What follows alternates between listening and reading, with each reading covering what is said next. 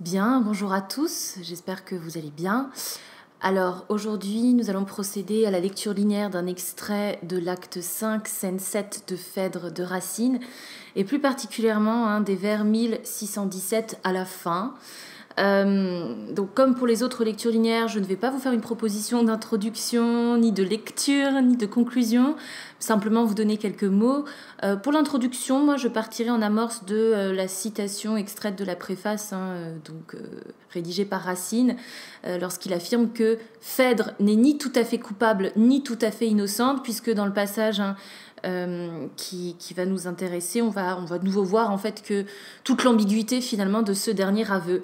Il s'agit donc dans cette scène du troisième aveu de Phèdre, il s'agit également de la scène de dénouement et en l'occurrence du coup de la résolution du nœud tragique ici par la mort de Phèdre.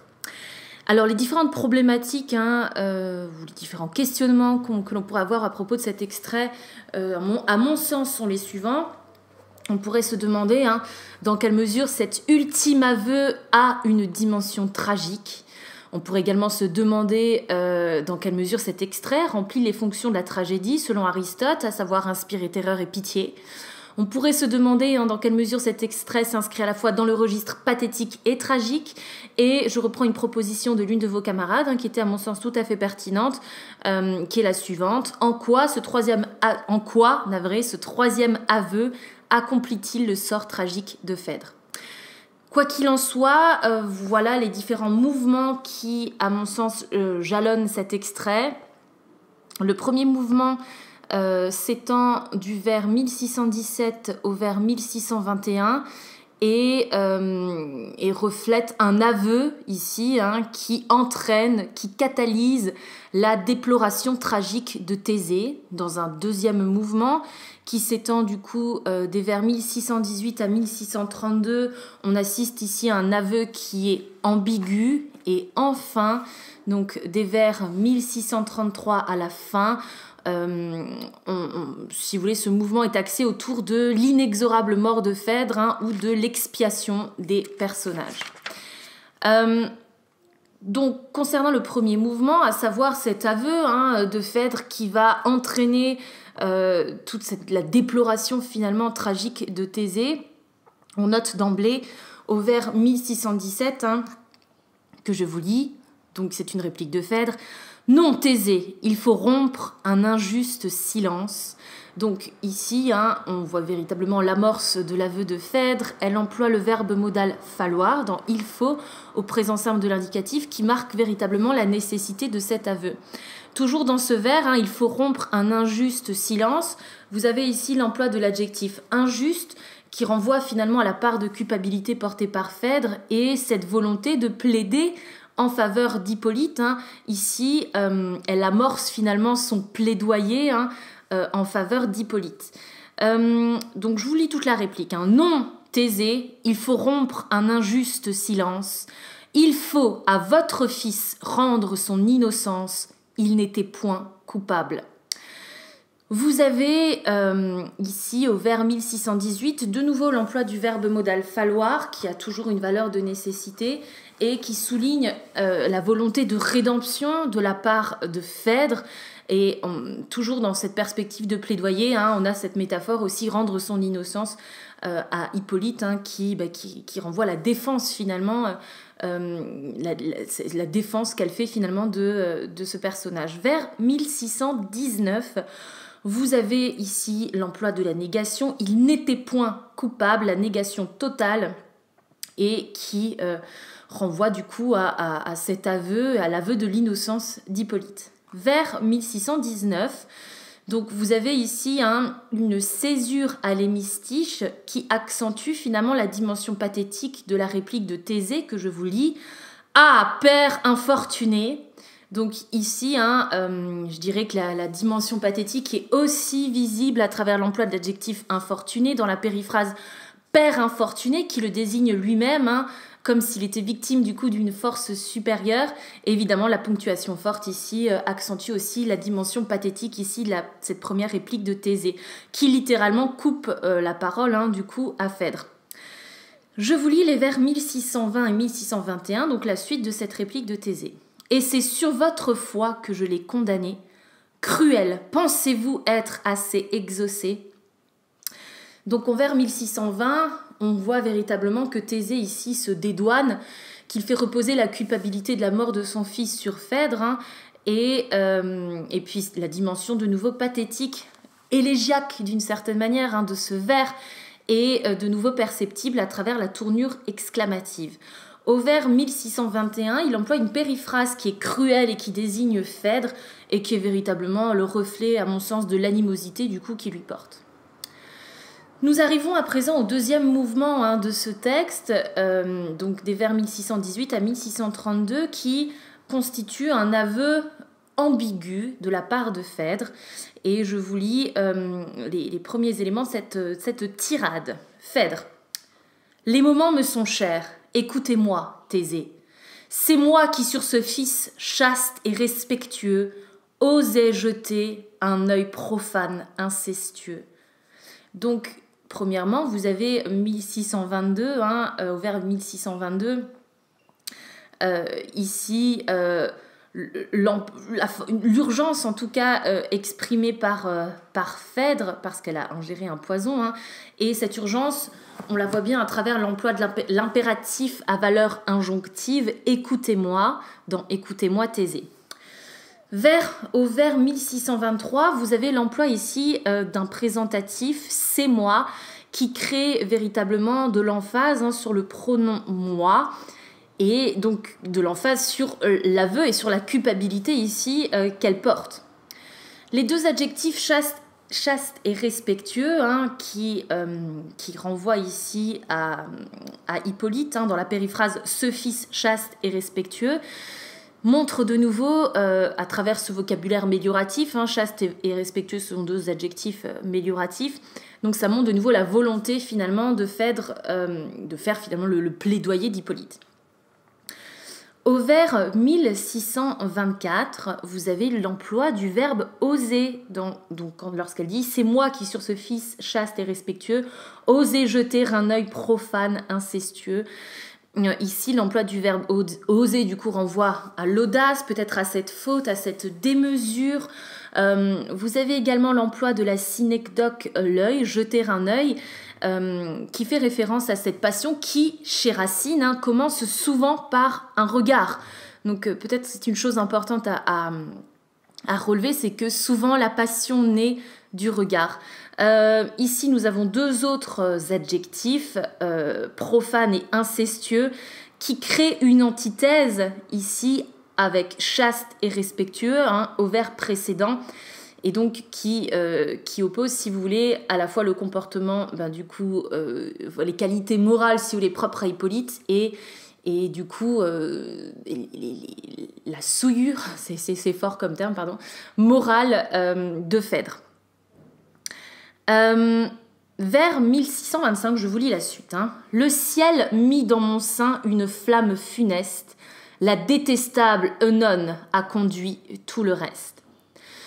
Donc vous avez ici un aveu qui, comme je l'ai annoncé au début de ce mouvement, est véritablement ambigu, puisque premièrement, elle, à travers l'allégorie du ciel qui apparaît au vers 1625, le ciel mis dans mon sein, ici, elle fait référence à la fatalité finalement tragique dont elle est victime, et cette fatalité est encore accentuée par l'allitération en F avec flamme funeste, qui est ici également un oxymore, et qui renvoie également à la fatalité, du coup à l'aspect tragique de cette passion. Donc elle se dédouane finalement aussi ici de cet amour, de cette passion criminelle monstrueuse, en faisant référence du coup à la fatalité divine.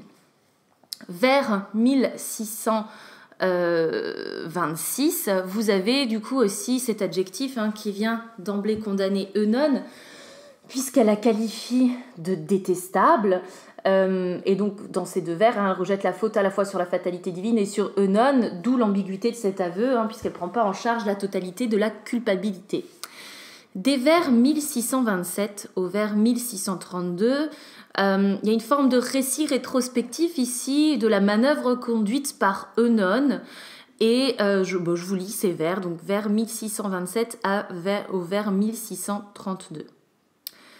Elle a craint qu'Hippolyte, instruit de ma fureur, ne découvrît un feu qui lui faisait horreur. La perfide, abusant de ma faiblesse extrême, s'est hâtée à vos yeux de l'accuser lui-même. Elle s'en est punie et fuyant mon courroux, a cherché dans les flots un supplice trop doux. Donc ici, vous avez de surcroît une petite allitération en F avec feu, faisait, faiblesse qui renvoie toujours à la fatalité de cette passion. Et au vers 1629, une périphrase qui vient désigner Œnone, la perfide, et qui renvoie finalement à tout l'aspect, si vous voulez, toute cette accusation, et l'idée de nouveau qu'elle se dédouane, qu'elle rejette la culpabilité en partie sur Œnone. Et enfin, au vers 1631 et vers 1632, il y a une référence très claire au suicide d'Œnone dans les flots, qui est jugé par Phèdre comme un supplice trop doux, et ici l'emploi du superlatif absolu trop doux renvoie à la condamnation d'Œnone par Phèdre.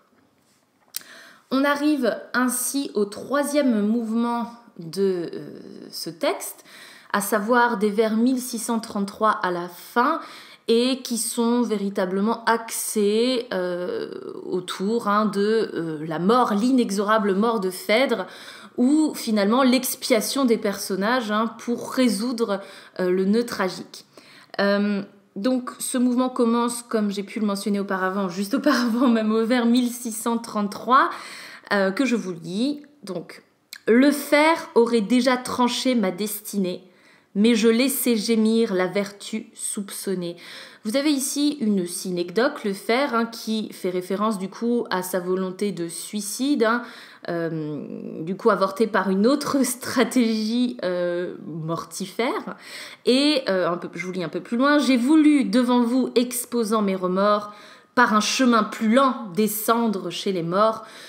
Vous avez ici une référence très claire à l'ingestion de poison qui lui permet du coup d'avouer sa faute, puisque la lenteur finalement de l'agonie permise par le poison est suggérée grâce à l'emploi du superlatif plus lent. Alors la question qu'on se pose est finalement, est-ce que cet aveu ne constitue pas d'une certaine manière une volonté de rédemption ? Je vous lis les vers 1637 et 1638. J'ai pris, j'ai fait couler dans mes brûlantes veines un poison que Médée apporta dans Athènes. Donc, nouvelle référence à son suicide au poison, et je dirais que l'ardeur de sa passion est encore évoquée ici par l'emploi de l'adjectif brûlante dans brûlante veine, et elle apporte finalement des précisions sur cet acte qui est d'ailleurs visible à travers l'emploi successif des verbes prendre et faire. J'ai pris, j'ai fait couler dans mes brûlantes veines. Déjà jusqu'à mon cœur le venin parvenu, dans ce cœur expirant jette un froid inconnu. Ici, donc vous avez dans un premier temps au vers 1639 la synecdoque du cœur, le cœur conçu, c'est pas nouveau, comme le siège de la passion des émotions, donc finalement c'est ce qu'il fallait anéantir avec le poison. Et au vers 1640, on retrouve cette répétition de la synecdoque du cœur avec l'emploi du nom commun froid qui vient s'opposer par antithèse finalement aux brûlantes veines donc qui apparaît précédemment, et ce froid préfigure totalement du coup la mort de Phèdre. Au vers 1641, donc je vous le lis, déjà je ne vois plus qu'à travers un nuage, et le ciel, et l'époux que ma présence outrage, et la mort à mes yeux dérobant la clarté, rend au jour qu'il souillait toute sa pureté. Donc au vers 1641, vous avez l'emploi de l'adverbe déjà. Déjà jusqu'à mon cœur le venin parvenu. Et cet adverbe montre l'action en train de se réaliser. Donc tout, finalement, Phèdre expire sur scène, s'opposant finalement à une forme de bienséance qui constitue un impératif du théâtre classique. Et au vers 1642 et 1643, vous avez une polysyndète. Donc, je rappelle qu'une polysyndète, c'est la répétition d'une conjonction de coordination au début de chaque élément d'une énumération, comme vous l'avez ici. et le ciel, et l'époux, et la mort. Et cette polysyndète met bien en emphase du coup les différents objets de l'outrage causé par Phèdre, les dieux, allégorisés par le ciel, et l'époux, Thésée. Au vers 1643 et 1644, donc il faut peut-être remettre la syntaxe ici un petit peu dans un ordre plus logique pour des lecteurs contemporains, mais vous avez une allégorie de la mort, cette mort qui vient dérober la clarté des yeux de Phèdre et rendre au jour toute sa pureté. Donc on peut noter l'emploi de la synecdoque des yeux qui viennent souiller le jour et qui est une métaphore de sa passion criminelle et monstrueuse. Finalement, la mort apparaît ici comme une forme de rédemption, de salut, et c'est ce qu'on voit à travers l'emploi de la métaphore du jour qui retrouve sa pureté une fois morte en fait. Alors au vers 1645, Panope fait une réplique, il en a très peu, mais vers 1645, c'est lui qui annonce la mort de Phèdre. À travers un euphémisme, elle expire, mais finalement, en dépit de cet euphémisme, Phèdre meurt sur scène et donc elle heurte légèrement la bienséance. Au vers toujours 1645, Thésée affirme « D'une action si noire que ne peut avec elle expirer la mémoire ». Ici, donc vous avez non seulement cette petite métaphore de la noirceur, d'une action si noire qui renvoie au crime de Phèdre, et enfin, au vers 1646, l'emploi de cette exclamation qui renvoie à la volonté de disparition totale de Phèdre jusqu'à son souvenir. Au vers 1647, Thésée affirme « Allons, de mon erreur, hélas, trop éclaircie, mêler nos pleurs au sang de mon malheureux fils. » Donc ce qui est intéressant, c'est l'emploi de l'impératif présent du verbe « aller » à la première personne du pluriel « allons ». Alors, Thésée parle-t-il au nom de son peuple en tant que dirigeant? En tout cas, ce qu'on relève également, c'est qu'il est de nouveau dans une veine pathétique, élégiaque, dans une forme de déploration, ce qu'on peut voir avec l'interjection profondément pathétique, hélas. Au vers 1648, on voit sa volonté de veiller sur son fils mort, avec l'emploi de si vous voulez, nos pleurs, toujours au pluriel, mêlés au sang ici d'Hippolyte, et cette dimension pathétique est encore accrue par l'emploi de l'adjectif ici malheureux, mon malheureux fils, qui est une périphrase qui désigne Hippolyte. Je vous lis la fin de cette réplique. Allons de ce cher fils embrasser ce qui reste, expier la fureur d'un vœu que je déteste. Rendons-lui les honneurs qu'il a trop mérités, et pour mieux apaiser ses mânes irrités, que malgré les complots d'une injuste famille, son amante aujourd'hui me tienne lieu de fille. Alors, premièrement, vous avez de nouveau vers 1649 l'emploi de l'impératif présent première personne du pluriel du verbe aller, allons, qui est comme une exhortation finalement à rendre hommage à son fils mort, et l'amour finalement qu'il lui porte est également visible à travers le lexique mélioratif, ce cher fils, qui est de nouveau une périphrase et qui désigne ici Hippolyte. Au vers 1650, il fait référence au crime qu'il a lui-même commandité, et au vers 1651, on retrouve de nouveau l'emploi de l'impératif présent première personne du pluriel avec « rendons-lui » qui est une exhortation à lui rendre hommage. Donc tout se passe comme si Thésée cherchait véritablement à expier sa faute. Au vers 1652, simplement les mânes, vous avez une référence aux mânes qui désignent les âmes des morts, qui seraient irritées par du coup ces crimes. Et au vers 1653, vous avez l'emploi de l'adjectif injuste, qui renvoie à la condamnation divine qui touche la famille des Palantides, donc malgré les complots d'une injuste famille, donc de nouveau à cette fatalité divine. Enfin, au vers navré 1654, Thésée affirme sa volonté de prendre Aricie pour fille, et cette décision de Thésée a en quelque sorte une fonction réparatrice, puisqu'elle permet de clôturer le dénouement de cette tragédie. Pour conclure, donc on peut revenir sur l'idée qu'il s'agit du dernier aveu ici de Phèdre, et de la même manière que la parole, que le premier aveu a créé le nœud tragique, ici ce dernier aveu vient clôturer la tragédie. Et peut-être ce qu'on pourrait rajouter en conclusion, en tout cas l'interrogation qu'on pourrait, l'ouverture qu'on pourrait faire, le questionnement que l'on pourrait suggérer, c'est de se demander dans quelle mesure ce dénouement est caractéristique d'une vision janséniste du monde, puisque finalement Phèdre semble condamné par la fatalité et ne peut rien faire pour racheter ses fautes.